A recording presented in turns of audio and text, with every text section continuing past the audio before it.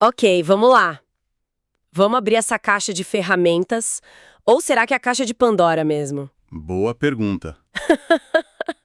Risos leves. Imagina a cena, fim de tarde, talvez, sabe? Aquela taça de vinho na mão pra dar uma relaxada. Uhum.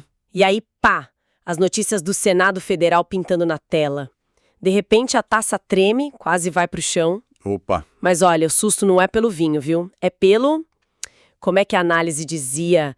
Ah, pelo buquê de ignorância. nossa, essa é boa. É de uma análise afiadíssima que chegou pra gente. Uma descrição que, tipo, assim, monta uma cena que podia ser de 2025. Mas com o roteiro, olha, parece que veio direto dos anos 1950. Que loucura. Então, hoje a gente vai fundo, mas fundo mesmo, numa história que mistura os corredores do poder, a falta de modos, pra ser bem elegante, e a sigla do momento. ISG. É isso aí. O estopim, né? O ponto de partida para a nossa conversa hoje foi um episódio bem específico, aconteceu numa comissão lá no Senado, Certo? envolveu uma ministra do governo atual e, vamos colocar assim, comentários que, olha, faltaram com o mínimo de verniz, de respeito por parte de alguns senadores ali. Entendi. E o material que a gente está usando como base, um post super certeiro e ácido do blog Dinheiro que Me Veja, da Roquedub. Que é ótimo, por sinal. Excelente. Ela pega esse caso não para fazer fofoca política barata, sabe? Mas para usar como um espelho. Quase um estudo de caso ou um péssimo case, como ela mesma chama, sobre governança com G maiúsculo. Governança, o G do ESG, né? Exatamente. A nossa missão aqui é meio que desvendar essas conexões entre esse episódio e o universo ESG, ambiental, social e governança, focando nesse G, sabe? E o que essa tensão toda revela sobre como as coisas funcionam ou não funcionam em certas instituições. Então, bora lá destrinchar isso. A autora do texto, ela não economiza nas palavras para pintar o quadro, não, viu? Imagino que não. Ela descreve a ministra sendo interpelada. E essas aspas são chave, né? Cheias de intenção. Durante uma sessão da Comissão de Infraestrutura. Uhum. E a comparação que ela faz é daquelas que doem, de tão precisas. A situação toda parecia, segundo ela, uma roda de boteco da pior categoria. Uau, pesado. E o ápice dessa falta de finez, para usar a ironia do texto original, veio num comentário específico de um senador. Ele teria dito que respeitava a mulher, mas não a ministra. Nossa Senhora. A autora não perdoa. Compara essa gafe a um garçom desastrado numa churrascaria rodízio, tentando servir picanha no ponto errado. Que imagem. Mas é trágico, né? É trágico. E o histórico, pelo que o texto indica, não ajuda muito, né?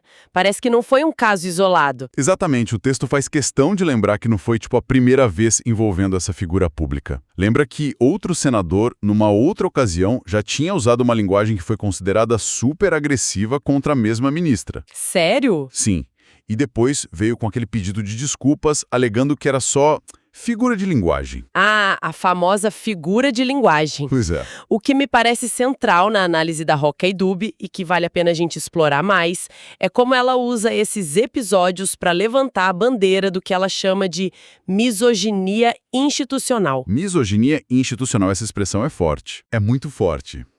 E direciona o olhar para um problema que é estrutural, não só uma coisa de um ou outro indivíduo, sabe? Entendi. Não é só um deslize pessoal. Não. E aí que entra com tudo o G de governança do ISG. Faz todo sentido agora, porque, poxa, a sigla ISG devia ser sobre boas práticas, respeito, processos claros, ética, né? Deveria. Mas quando a gente lê essa descrição, parece que em certos ambientes, sei lá, o G de governança vira G de gritaria ou de grosseria mesmo. É uma leitura possível, infelizmente. É mais do que só quebrar etiqueta, né? Parece que, tipo, abala a própria credibilidade do negócio todo. Sem dúvida alguma.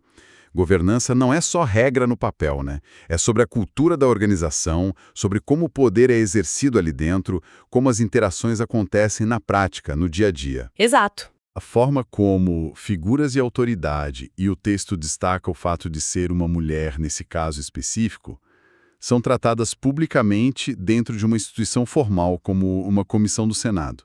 Isso funciona como um termômetro, sabe?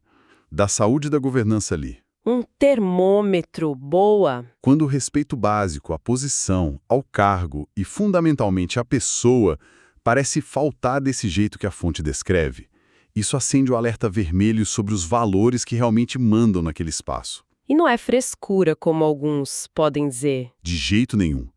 É sobre a base para qualquer diálogo, qualquer decisão que se pretenda legítima.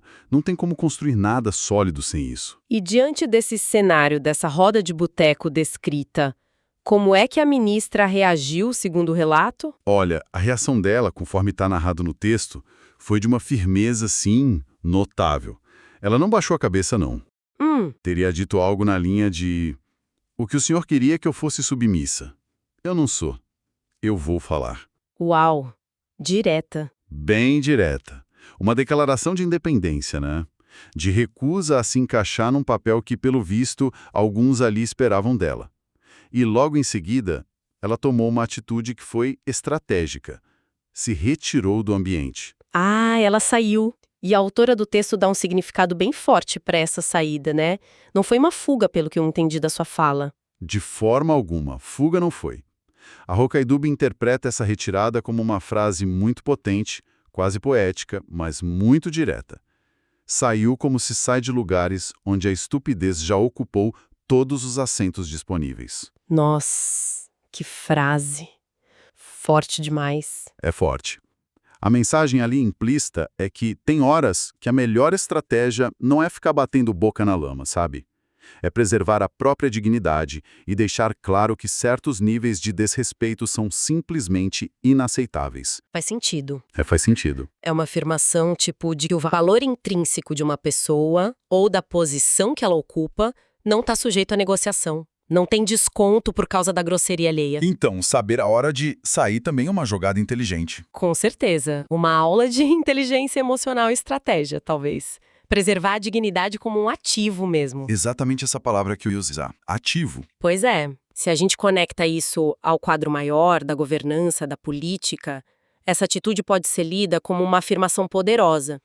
Ela sinaliza que um diálogo minimamente produtivo, ainda mais em esferas de decisão importantes como essa, exige um patamar básico de civilidade, de respeito mútuo, de reconhecimento da legitimidade do outro. Quando esse patamar é rompido de forma tão flagrante como o texto descreve... Fica insustentável. Fica. Insistir em permanecer ali poderia até ser visto como uma validação daquele ambiente tóxico, sabe? Então, a retirada nesse contexto vira um ato de não conformidade, uma defesa da própria integridade. Que é um pilar essencial para qualquer líder, né? Fundamental. Como a autora frisa bem, dignidade não tem preço. Não entra na cotação do dia, não está na bolsa de valores. Adorei isso. E é aí eu acho que a análise fica realmente interessante. Porque o texto da Hokkaido faz um contraponto que é, nossa, genial e um tanto doloroso. Como assim? Enquanto cenas como essa, que parecem saídas de um túnel do tempo, acontecem em alguns palcos da política, o que ela chama de picadeiro paralelo do mercado financeiro vive uma relação totalmente diferente e também cheia de solavancos com o tal do ESG. Ah, o contraste? É quase esquizofrênico, né? Como é que começou essa história do ESG no mercado mesmo? O texto dá umas pistas, né? Ah, dá sim. A trajetória do ESG no mercado, segundo essa análise, é uma novela à parte. Começou quase como... Perfumaria, né? Perfumaria. Tipo... Tipo um selinho bonitinho para colocar no relatório anual, sabe? Um acessório de LinkedIn para mostrar que a empresa estava antenada, um carimbo chique de consultoria para, como diz a autora com aquela acidez dela, embalar café fraco com siglas em inglês. Adoro. Era muito verniz e pouca substância no começo, então. Exatamente. Era quase um item de marketing, sabe? Um diferencial para inglês ver, literalmente. Lembro dessa fase. Todo mundo falando, mas pouca gente fazendo de verdade. Pois é. Só que aí, rapidamente, esse terreno que parecia inofensivo virou o que o texto chama de território minado. Território minado? Por quê? Porque o ESG caiu bem no meio daquela polarização política e ideológica que a gente conhece bem. De um lado, a esquerda criticando, muitas vezes com razão, diga-se de passagem, por ser superficial demais, só greenwashing ou social washing, sem impacto real nas práticas das empresas. Críticas válidas. E do outro lado vieram os ataques da direita, que frequentemente enxergam qualquer menção à sustentabilidade, direitos humanos, governança como, sei lá, uma ofensa pessoal, uma agenda globalista. Ah, sim, a famosa agenda. É uma conspiração para destruir o capitalismo, e por aí vai. A própria sigla ESG ficou tão carregada, sabe? Tão tóxica em certos ambientes, que o texto aponta uma tendência global. Muitos gestores e empresas já estão evitando usar o termo. Sério? ESG virou palavrão em reunião de negócios? Quase isso. É uma loucura. Que doideira. Então quer dizer que o mercado está abandonando o ESG por causa dessa briga toda? Olha, não é bem um abandono dos princípios, pelo menos segundo a interpretação da Hokuidub. Seria mais uma mudança de estratégia, uma adaptação tática. Ah, entendi. Tipo, muda o nome, mas não a ideia. Mais ou menos. Os gestores, com algum juízo, como ela coloca de forma bem direta, teriam percebido que, para ter credibilidade e para avançar de verdade, o foco precisa sair da sigla da moda, sabe? E ir para a ação concreta. Para prática. Para a prática. Para o que realmente importa e pode ser medido. A gente está falando de metas claras de descarbonização, planos consistentes de transição energética para uma economia de baixo carbono. Coisas palpáveis. Exato. E, crucialmente, uma governança que funcione na prática, que tome decisões éticas, que seja transparente e que não se limite a gritar ou a fazer teatro, como no episódio que a gente comentou. É a mudança que a autora resume de forma brilhante, né? Aquele negócio do PowerPoint pro Excel. Essa mesma. Sai o SG de PowerPoint, entra o ESG que pesa no Excel e no balanço. É perfeito. Ou seja, sai o discurso vazio, entra a prática que impacta o resultado financeiro, operacional. É disso que se trata agora. Entendi. Menos blá blá blá, mais resultado concreto. Faz sentido. Mas aí, nossa, a ironia que o texto aponta fica ainda mais gritante, não fica? É aí que o queixo cai. Exatamente. A ironia que a Hokuidub sublinha é essa. Enquanto o mercado financeiro sabe, aos trancos e barrancos, com todos os defeitos e tropeços. Que não são poucos. Não são, mas ele pelo menos tenta criar métricas, estabelecer comissões internas, publicar relatórios de sustentabilidade que, como ela mesma brinca, talvez ninguém leia. Risos. Provavelmente não. Mas que representam um esforço, sabe? De formalizar critérios, de prestar contas. Enquanto isso acontece lá, uma parte do cenário político, retratada naquele incidente, parece fazer o caminho inverso, regredindo para uma espécie de caverna institucional, como ela chama. Caverna institucional, adorei o termo. É bem visual. É ótimo. E nesse ambiente descrito pela fonte, uma mulher que se posiciona com firmeza é logo taxada de mal educada. E a defesa de pautas ambientais ou sociais vira quase uma heresia ideológica. É como se fossem dois mundos paralelos mesmo, né? Operando em lógicas completamente diferentes. Totalmente diferentes. De prioridade, de civilidade e principalmente de conexão com os desafios reais do século XXI. Parece uma desconexão brutal. E essa desconexão, essa tal caverna institucional que o texto menciona, fica ainda mais evidente quando a autora analisa como o S de social e o G de governança do SG parecem ser tratados por essa parte da política envolvida no incidente. Qual que é a leitura dela sobre isso? Olha, a leitura é cáustica, para dizer o mínimo. Segundo a Hokuidub, para esses setores aí retratados no episódio, o S e o G são vistos na prática como nota de rodapé dispensável. Nota de rodapé. Ou, na melhor das hipóteses, um adorno facultativo.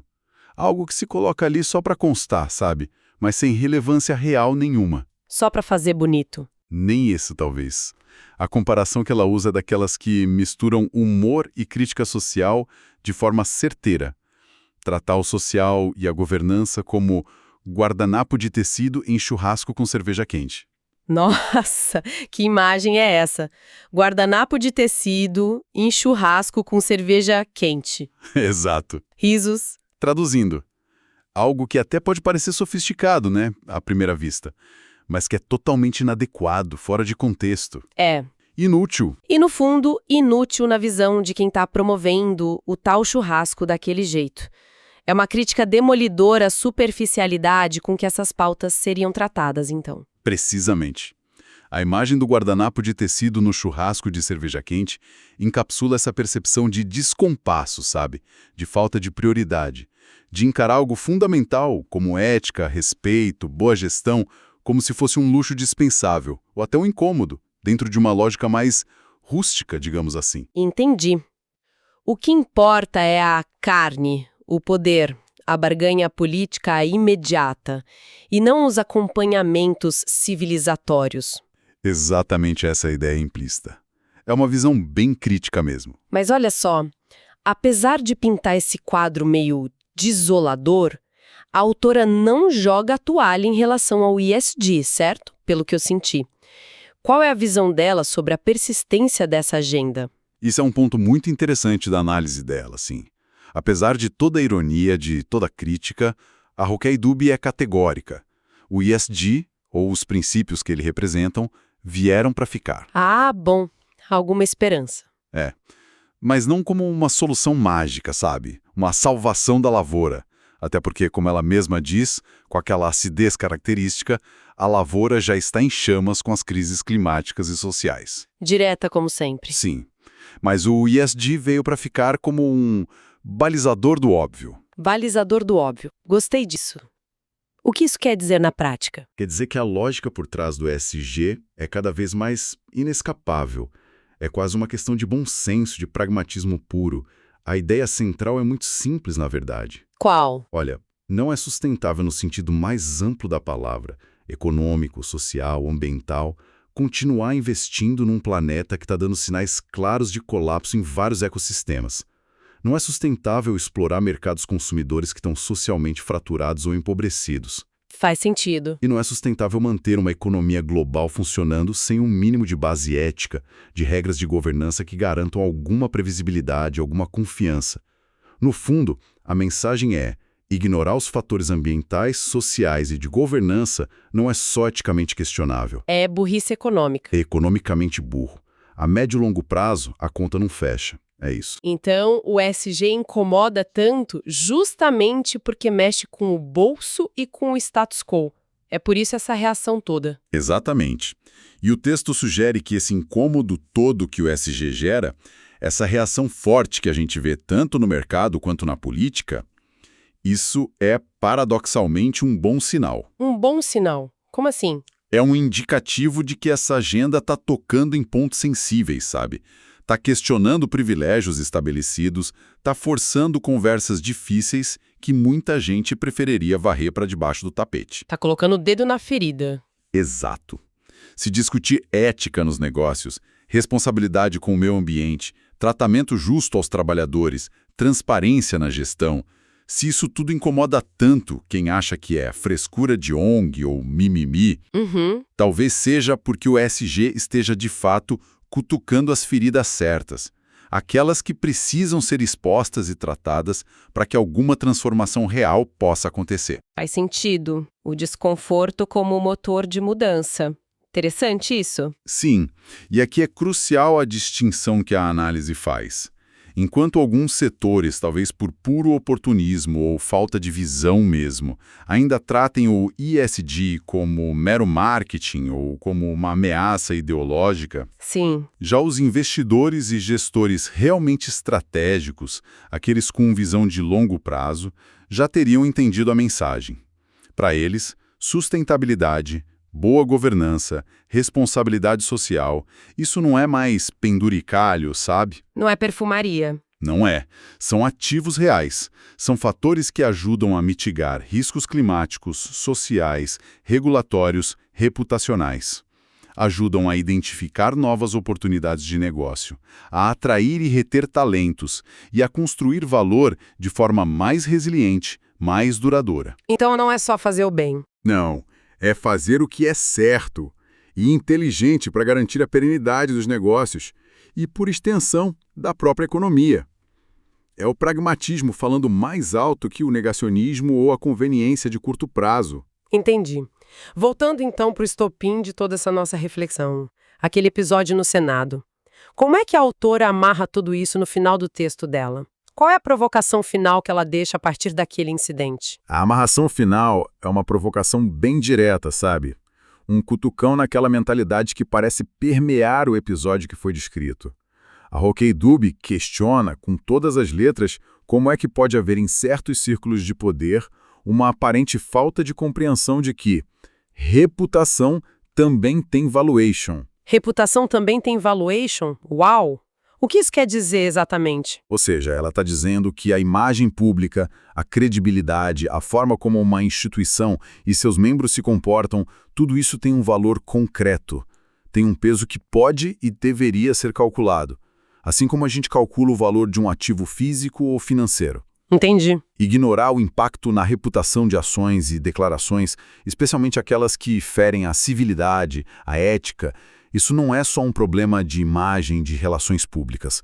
É um problema que pode ter custos bem reais, bem palpáveis. É a ideia de que o capital simbólico, a confiança, isso também é moeda importante, né? E desvalorizar essa moeda tem consequências sérias. Exatamente. E a conclusão do texto é de uma acidez, assim, cortante. Num cenário como o brasileiro, onde investir muitas vezes já vem com uma dose de receio de medo, né? Por causa das instabilidades políticas, econômicas, institucionais. Sim, infelizmente. A autora sugere que, na ausência de pilares mais sólidos, como confiança, ética, boa governança, a única coisa que parece se valorizar mesmo, o único ativo que resta em alta, é o cinismo. O cinismo. Nossa, que pesado. É uma visão dura, quase desiludida, né? Mas que serve como um poderoso convite à reflexão. Afinal, quais são os valores que estão sendo efetivamente cultivados, recompensados e, consequentemente, valorizados nas diferentes esferas de poder do país? Fica a pergunta. Uau, forte mesmo. Então, o que tudo isso significa pra gente, né? No fim das contas. Parece que a gente está assistindo a um cabo de guerra bem intenso, não é? Parece que sim. De um lado, uma pressão crescente que vem do mercado, da sociedade civil, das novas gerações e da própria realidade das crises climáticas e social, por mais responsabilidade, mais transparência, mais sustentabilidade. Uma pressão pelo tal do ESG na prática. Uhum. Essa pressão existe. E do outro lado, temos esses bolsões de resistência, como o que foi descrito no episódio do Senado, que parecem operar por códigos antigos, sabe? Onde a falta de civilidade, o desrespeito, a negação dos problemas ainda tentam dar as cartas. É um choque de visões. Fica muito claro, pela análise que a gente viu, que enquanto uns já estão lá com a calculadora na mão, tentando precificar o valor da sustentabilidade e da boa governança, outros parecem nem ter começado a calcular o custo altíssimo da incivilidade e da má reputação. É impressionante. E essa constatação, eu acho, nos deixa com uma pergunta que fica ecoando, sabe? Uma provocação final para quem está nos acompanhando. Qual seria? Se a governança em algumas das mais altas esferas institucionais demonstra, por vezes, essa fragilidade toda que o texto descreve, essa desconexão chocante com princípios básicos de respeito, de diálogo construtivo, de visão de futuro. Sim. Como é que a gente pode esperar que os princípios ESG, de responsabilidade ambiental, de cuidado com o social, de governança ética e transparente, como esperar que eles consigam se enraizar de forma realmente autêntica, profunda, no restante da sociedade? Boa pergunta. Difícil. Como esperar isso das empresas, das organizações, dos cidadãos comuns que inevitavelmente olham para cima e observam esses exemplos? Fica no ar essa questão sobre o poder do exemplo, ou do péssimo exemplo, né? Na construção de uma cultura mais responsável. Exatamente. Fica aí essa pulga atrás da orelha para todo mundo pensar. E aí? O que essa nossa conversa toda provocou? A gente quer muito saber o que passou pela sua cabeça. Com certeza. Deixe seu comentário aqui embaixo, compartilhe suas ideias, concorde, discorde, traga seu ponto de vista.